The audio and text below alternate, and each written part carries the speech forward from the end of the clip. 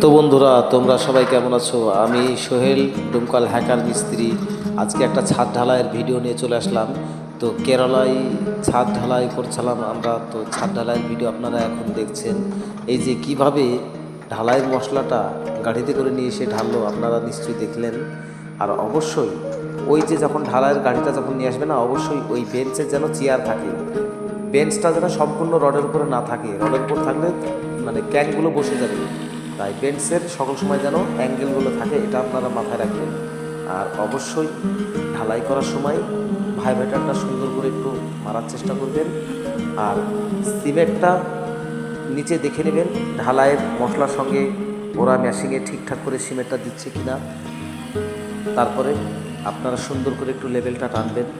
যদি আপনার বিল্ডিংয়ের উপরে আবার ঘর যদি করেন, তাহলে আপনি কখনো বিল্ডিং সুলভ করবেন না, একদম সুন্দর লেভেল করবেন, চারি সাইডে ওয়াটার লেভেল একদম। আর যদি একদম ঘরের উপরে বিল্ডিংয়ের উপর যদি আপনি আর ঘর না করেন, ছাদের উপর যদি আর ঘর যদি না করব মনে করেন, তাহলে অবশ্যই একটু সুলভ করবেন। তাহলে সব থেকে বেটার হবে। আপনার যেটা জল গড়ানো যেটা স্লোপ করা হয় সেটা খুব ভালো করা হয়। আর এই যে দিকটা ঢালাই হচ্ছে আমাদের কাজের সাইডে, আর আমাদের সেই দেশের পশ্চিমবাংলা মুর্শিদাবাদের এখানে লেবার মিস্ত্রি আছে এখানে। আর কত সুন্দর মানে সাইডটা খুব ভালো লাগছে, এবং মানে আবহাওয়াটা খুব সুন্দর ছিল। একদম 31 থেকে 32 ডিগ্রি টেম্পারেচার ছিল, মানে অতটা গরম ছিল না, একদম ঠান্ডা ঠান্ডা মৌসুম আবহাওয়া। আর একটু ঠান্ডা ঠান্ডা আবহাওয়াতে মানে ঢালাইটা করাই সব থেকে বেটার। তো আপনারা যখন ঢালাইটা করবেন, একটু দিনটাকে একটু দেখে নেবেন কোন দিন ঢালাই করবেন। একদম চড়া রৌদ্রুতে ঢালাইটা কখনো করবেন না। যদিও চড়া রৌদ্রুতে আপনারা ঢালাই করবো মনে করেন, তাহলে অবশ্যই সিমেন্টের ভেজা চটের বস্তা ছাদের উপর অবশ্যই বিছিয়ে দেবেন ঢালাই করার শেষে। তাহলে সম্পূর্ণ সূর্যের যেটা মানে রোদের যে একটা গরম তাপ, সেই তাপটা কিন্তু সম্পূর্ণ এসে ওই ঢালাইয়ের মশলার উপরে লাগবে না, প্রথমে চটের বস্তার উপর লাগবে, তারপরে আপনার ঢালাইটার উপরে। তো অবশ্যই একটু দিনটাকে ভালো করে বাছাই করবেন, যে টেম্পারেচার ঠান্ডা ঠান্ডা একটু ভাব আছে সেই দিন ঢালাইটা করার চেষ্টা করবেন।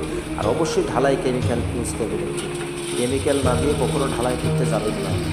আর আপনাদের আর একটা জিনিস বলছি, যে আপনারা যখন রডটা বাঁধবেন, রডটা বাঁধার পর অবশ্যই ক্যাং তুলবেন, এবং ক্যাংয়ের যে মিডিলগুলো আছে সাইডগুলো নেই সেগুলো নেই অবশ্যই ল্যাপিং আপনারা দিবেন। ল্যাপিংগুলোকে সুন্দর করে জয়েন করে বেঁধে দেবেন তার দিয়ে। তারপরে যে সিমেন্টের ছোট ছোট গুটকা, সেই সিমেন্টের গুটকাগুলোকে আপনারা অবশ্যই এই চালির ভিতরে একটু ভরার চেষ্টা করবেন। প্রত্যেকটা জায়গায় মোটামুটি 1 ফুট 1.5 ফুট 2 ফুট ছাড়াছাড়ি আপনারা গুটকাগুলোকে দেওয়ার চেষ্টা করবেন। কেননা গুটকাগুলো একটু ঘন করে দিলে আপনার রডটা মানে সিটের সঙ্গে ঠেকবে না, একটু ক্লিয়ার থাকবে, ভালো থাকবে। আর যদি পারেন তবে অবশ্যই আপনারা বোর্ড দিয়ে ঢালাই করবেন। বোর্ড এখন যেহেতু ডিজিটাল যুগ, তাই একটু মানে লোহার বোর্ড দিয়ে আপনারা ঢালাই করার চেষ্টা করবেন। তক্তা দিয়ে ঢালাই করলে কি হয়, এক জায়গায় বসে যায় আর এক জায়গায় বসে যায়, একটু খারাপ লাগে। তাই আপনারা সকল সময় বোর্ড দিয়ে, স্প্যানার লোহার বোর্ড দিয়ে আপনারা এখন বর্তমান যেহেতু সেন্টারিং করছে সেইভাবে আপনারা ঢালাই করবেন। আর অবশ্যই আপনারা এই যে গাড়িতে লিফটে করে ঢালাই হচ্ছে, লিফটে করে ঢালাই করবেন। আর যদি হাতে ঢালাই মানে মেশিনে ঢালাই করে, তারপর যেহেতু লেবারে মাল নিয়ে আসার পর মাথা থেকে চাটিটা মানে এমনভাবে ফেলে, মানে জার্কিনটা একটু বেশি করে তাই লাগে। তো অবশ্যই একটু আপনারা লিফটে ঢালাই করার চেষ্টা করবেন, আর এই গাড়িটা রাখবেন ছাদের করে। আর এই যে সুন্দর করে ভাইব্রেটার করবেন। আর ভাইব্রেটার করার পর যখন পাটাটা আপনারা মারবেন, পাটাটা যেন সুন্দর করে লেবেল মানে আসে, সেইভাবে একটু পিটিয়ে পাটাটা মারবেন। পাটাটা সম্পূর্ণ সব ছাদের মারা হয়ে গেলে লাস্টের দিকে আবার এক কোল থেকে একটু ছাদে পাটাটাকে পিটিয়ে নেবেন সুন্দর করে। তো এটা হচ্ছে কেরালা। আপনারা কেরালার এখন কাজ দেখছেন এগুলো।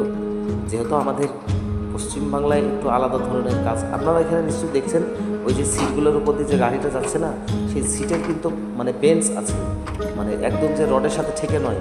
তাই দেশে যখন আপনারা ঢালাই করবেন, অবশ্যই সিটের যেন বেঞ্চ থাকে, মানে রডের উপর যেন সিটটা দাঁড়িয়ে থাকে, মানে সিটের সঙ্গে যেন রড কখনো গায়ে লেগে না থাকে, এটা মাথায় রাখবেন। নইলে কিন্তু ক্যাংগুলো বসে যাবে এবং যে ল্যাপিংগুলো বাঁধা আছে সেগুলো বসে দেবে। তো ভালো লাগলে আমার চ্যানেলটিকে একটু সাবস্ক্রাইব করে দাও বন্ধুরা। মাঝে মাঝে একটু করে কষ্ট করে তোমাদের জন্য ভিডিও তৈরি করি রাজমিস্ত্রির। আর এখানে প্রকৃতি কত সুন্দর, আবহাওয়া খুব ভালো লাগে, যেহেতু মানে এই জায়গাটা একটু ঠান্ডা ঠান্ডা ভাব, মানে খুব শীত শীত ভাব লাগে, ভালো লাগে জায়গাটা। তো ছাদে যখন পাটাটা মারা হয়ে যাবে তখন মিডিল বরাবর একজন রোসা দিয়ে সুন্দর করে ফিনিশিং করতে করতে চলে আসবে। তো আমাদের কাজ প্রায় হয়ে এসেছিলো। তো এখন কাজ শেষের ভিতরে, যেহেতু আগামী মানে বেশি বড় ভিডিও করতে চাইছি না, তাই ছোট্ট অল্প ভিডিওর ভিতরে আমি একটু মানে শেষ করে দেওয়ার চেষ্টা করছি। যেহেতু আমার ভিডিওগুলো আপনাদের কেমন লাগে না লাগে আমি অতটা জানি না, আপনারা যেহেতু কমেন্ট আমাকে কখনো করেননি, তাই আমি রিকোয়েস্ট করব যে আপনারা আমাকে কমেন্ট করুন, কমেন্ট করে বলুন যে আমার ভিডিওগুলো কেমন লাগে দেখতে আপনাদেরকে। যদি আপনাদের ভালো লাগে অবশ্যই আপনারা একটু কমেন্ট করে আমাকে বলবেন, কারণ আমার একটা ছোট্ট একটা ইউটিউব চ্যানেল। আর আপনারা নিশ্চয়ই দেখলেন এই যে কেরালার যে কোদাল, এই কোদাল দিয়ে কিন্তু মশলা মাখাই মালিয়মরা, যেহেতু মালিয়মদের মানে আদিও এটা হচ্ছে এক ধরনের কোদাল। আর যেটা ছোট কোদাল একদমই ছোট কোদাল। তো আমাদের প্রায় ঢালাই শেষের মুখের দিকে, তাই লিফট যেখানে দাঁড় করানো ছিল সেখানটাই কিন্তু মাল ঢালানো হচ্ছে একটু সাইডে, মানে পুরোটা হয়ে গেছে। আর এক কোণ থেকে ঢালাই করে দেওয়ার পর আমরা কিন্তু লাস্টের বেলায় কাজগুলো ঢেকে দিয়েছি। তো এই যে আপনারা দেখছেন এই যে ঢালাইগুলো হয়ে গেছে, এখন এটা লেবেল করব। আর এদিকে মেশিনগুলোকে জল দিয়ে ওরা ধুয়ে ক্লিন করছে, পরিষ্কার করছে, ছাদটাও প্রায় ঢালা হয়ে গেছে। তো আমি সবাইকে রিকোয়েস্ট করবো বন্ধুরা, ভালো লাগে